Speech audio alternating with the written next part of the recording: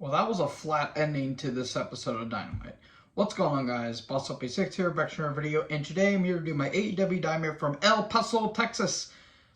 You want to talk about a hot crowd that had one of the worst endings to a Dynamite ever? Look no further than this one, because I'll be honest, folks, there was some damn good wrestling on this show, but Jesus, Lord have mercy, that was a very, very flat ending to AEW. That was not good. And it's nothing against the talents involved, but my God, the way it was billed and the way that it was, the way it was worked, it was so bad. That was not a good ending to this Dynamite. First half was really damn good. Besides one match in the second half, I thought second half was complete ass, but I'll get to that here in a little bit. So, let me know in the comment section below what you guys thought about the show. We're on the road to Revolution. That's going to be next month. And, well, we start off with the opening match between MJF, I Am Better Than You and You Know It, taking on Konosuke and Takeshita in a World Title Eliminator.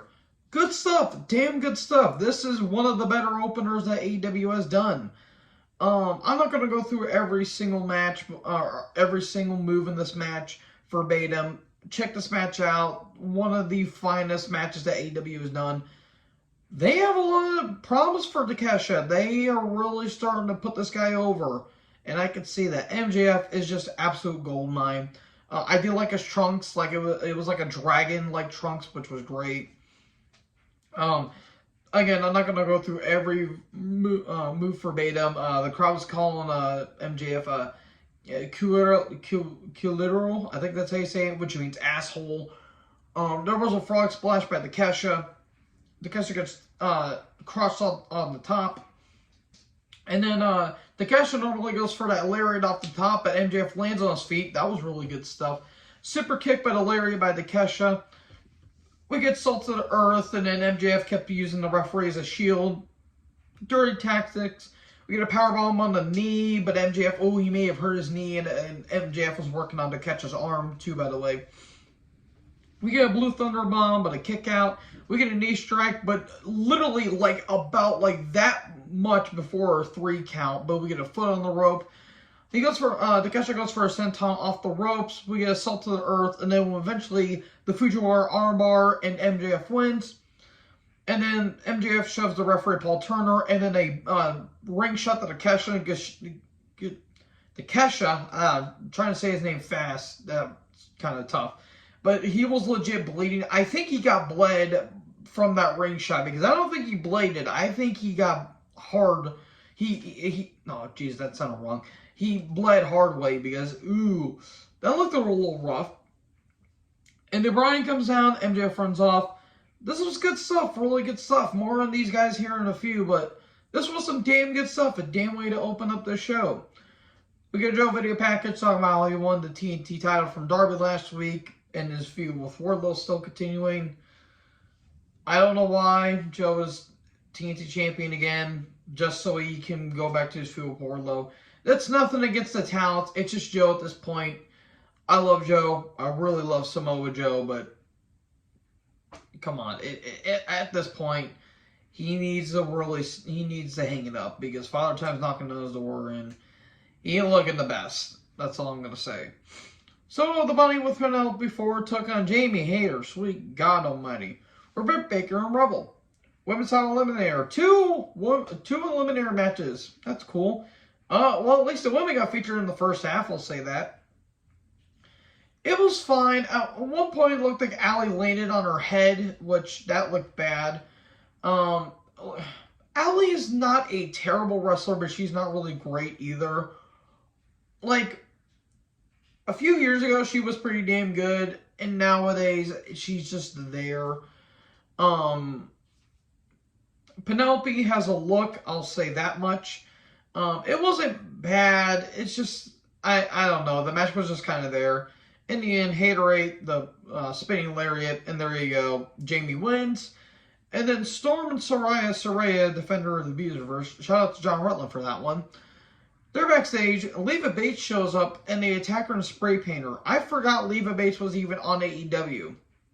Sheila has nice hair, I'll say that much, but I legit forgot that she's even on AEW.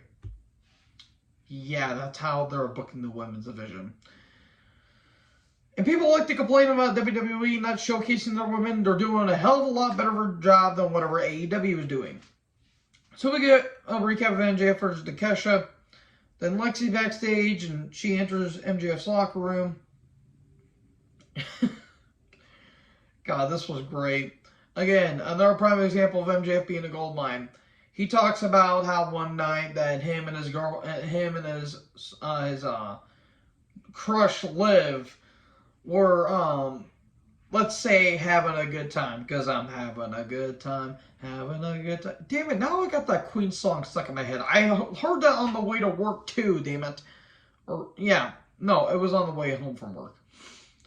And, they were driving home in the rain, and they were going 90, and they hydroplaned into a pole, and MJF revived her, and then when the cops came on their way, he switched seats with her to make it look like an accident.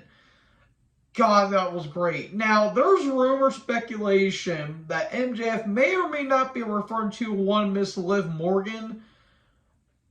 That's very questionable and very up to debate, and if that is... I'm not saying the accident happened, obviously not, but if he was actually referencing Liv Morgan, that is genius. Because MJF is a genius. God, he's so great. I am mad at how great he is. He's such an ass, and I love it. And he says that's how heartless and cold-blooded I am, and he talks about Bryan and how he's gonna beat Bryan, that Bryan's not gonna get his match at Revolution. About that. And then we get to one of the down points of the show, the Garcia-Guevara Gauntlet. Why are they trying to make Ricky Starks look like an idiot? So Starks has to go through all of the members of the Jasshole Society in order to face Jericho. He took on Parker, it went on for a bit, he hit a spear, and then Starks wins, and then Menard comes in. Literally, it's like 30 seconds later, he gets rolled up, and there you go, Starks wins. And all of a sudden, Garcia and Guevara show up. Who's it going to be? It's Garcia, and for a little match, it was fine. If they would have get rid of this Jasshole Society thing, then Garcia and Ricky would have a pretty damn good match, in all honesty. It wasn't bad. It's just I don't care about this feud. They're making Ricky seem inefficient. Ricky goes for a spear at one point, but gets hit with the guillotine, which was pretty cool. There was a superplex that got turned to a brainbuster by Ricky. That was really damn good. They're on the apron, did a spear by Starks, and all of a sudden a fan attacks Ricky with an elbow. Ricky's knocked out, and Garcia wins. And the fan turns out to be Jericho. Pretends to be shocked. Stevie Wonder saw that coming a mile away. So cool. Ricky's not going to get a rematch of Jericho. Even though he's most likely going to rematch of Jericho at the pay-per-view. Because, again, Jericho continues to leech and take the spotlight from younger talent. Also, where was Action and Andretti at? They never explained that. So they claim they're backstage and talking about the tag title match against the Guns. And Billy says, you guys are going to take care of business. I'll be standing in the back. How about that? So Renee, Bryan, and Takesha are backstage. And Bryan's getting hyped the first match against Roosh. And then someone locks the door. And Roosh comes down. And MJF comes down. Well, since Bryan isn't here, ring the bell so he can get counted out. Start the match. And then referee Aubrey's counting. And Bryan's trying to knock down the door. And MJF's basically scolding at Aubrey for not going fast enough. And Bryan eventually knocks down the door, and Jose and Preston Vance are there. Raise your hand if you even forgot that Preston Vance was with Roosh. I completely forgot. I do remember he got his mask taken off and he left the Dark Order. I forgot he teamed up with Roosh. So, anyways, Bryan beats the count. We get Bryan versus Roosh. I like saying that because it's fun. MJF's on commentary. This was great. This was great stuff. I argue it was better than MJF versus Takesha, and that's saying a lot. This was really damn good stuff. At one point, Bryan was bleeding pretty bad. That looked pretty bad. There was a straight jacket pile driver at one point, but a kick out. And then, again, I'm not going to go through every move in this match verbatim, but this was a damn good match. A really damn good match. I would like to see a best of 5 series with these guys. I know I've been saying a lot when it comes to like AEW wrestling, but seriously, this was a really damn good match. Eventually, goes for the bull's horns, but gets hit with the right knee, but a kick out. Bryan was starting to bleed pretty bad. There was headbutts everywhere. I was starting to get worried because Bryan has a list of concussion history. But eventually, running knee, Bryan wins. MJF comes out, ring shot, salt to the earth. Security shows up. Where was Takesha at? Did he get... Because he was left attacking Ten and Jose. Was Vance and Jose attacking him and trying to restrain him? Which, that doesn't make sense either because he could have attacked him and came down and helped Danielson. I don't know what happened. They never explained that. So yeah, there you go. Security show up and they get MJF off of Danielson. Again, building up to the 60-man Iron Man match at Revolution. So Tony Schiavone's backstage with Q and Murr of Practical Jokers, and they're there to promote their show basically. And Murr has Floyd, he has Jericho's bat, and they invite Jericho to the show tomorrow and say, you know what? You know, Jericho, you've been kind of rude lately, and Q talks about how he got punched with an ice bath, and Jericho was making it worse and pouring melting candle wax all over him. I remember that punishment. That punishment was really damn funny. So there you go. They talk about Jericho and they invite him to the show tomorrow. Cool. I haven't watched any new Practical Joker stuff because I vaguely have not had time for it. But if you guys ever do, watch their older stuff. It is hilarious. Especially Joe. We miss you, Joe Gatto. So, anyways, we get to the next match, if you want to call it that. Top Flight, not Dante Fox. Well, he is technically Dante Fox, but an AR Fox taking on the Elite, a trios title match. The Elite win. I did not give a flying frick-a-frack about this match. This match was horrible. This match was terrible. One of the worst matches in AEW history. When the Elite actually want to give a shit and actually not do the flip-the-doo-down nonsense like they always do, yeah, they're fine, but they're overrated. And Top Flight are a good team. Dante's the standout, but that's not really fair to Darius because he's been hurt. And I like AR Fox. He's a very talented guy. He was hitting cutters like it was no one's business. But god damn, this was terrible. This was a horrible match. Because it is the same Elite nonsense we have been seeing for goddamn years. Enough. And not to mention the old dinosaur himself, Mr. Rick Knox, was the ref. And good old Don Scarlet Fever Callis was on commentary. So therefore, I delete anything that's part of the Elite. Delete the Elite.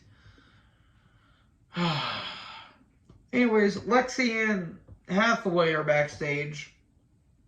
And he's mad at Hook for taking out the firm, and Hook shows up and he goes to it and he kind of bends Hathaway's arm. Yeah, if you can't notice, the second half was really bad. It was really bad. It got to almost turn the television off levels of bad. That's how bad the second hour was. It was not good. We get a Rampage rundown. We're going to hear from Mark Briscoe. That's going to be very emotional a little bit. Again, rest in peace, Jay Briscoe. Then we get to the main event, the Acclaim versus the Guns for the tag titles. I unfortunately did miss Caster's rap, but I'm willing to bet it was pretty damn funny. It wasn't bad. It's just the ending was so bad because of how flat it was, and it felt like it was so anticlimactic that it felt like it came out of nowhere. So the referee gets knocked down after a forearm by Bowens, and he looked like he took a pretty mean bump too. It looked like he landed on his head a couple times. And so Austin gets a title, then Billy comes down, and then Austin goes to hit Bowens, but Billy blocks it, and then Billy gets hit with the belt shot by Colton, And then the Arrival plus a mic drop. The referee gets thrown in, but Colton pulls out Bowens. And then we have a bit of a back and forth. Then we get a belt shot by Colton, roll up, and the Guns win. And the crowd went silent. You could have heard a pin drop. And everyone was chanting bullshit afterwards. And I kind of agree. That was not a good ending. Look, nothing against the Guns. They are nowhere near ready for this tag title run. And they really kind of cut the balls off the Elite. That was not good. Or not, well, not the Elite, because the Acclaimed are actually a good team. They really cut the balls off of the Acclaimed. They really should have held the tag titles till at least, if not Double or Nothing, at least till Revolution, because they've held the titles for a few months at this point.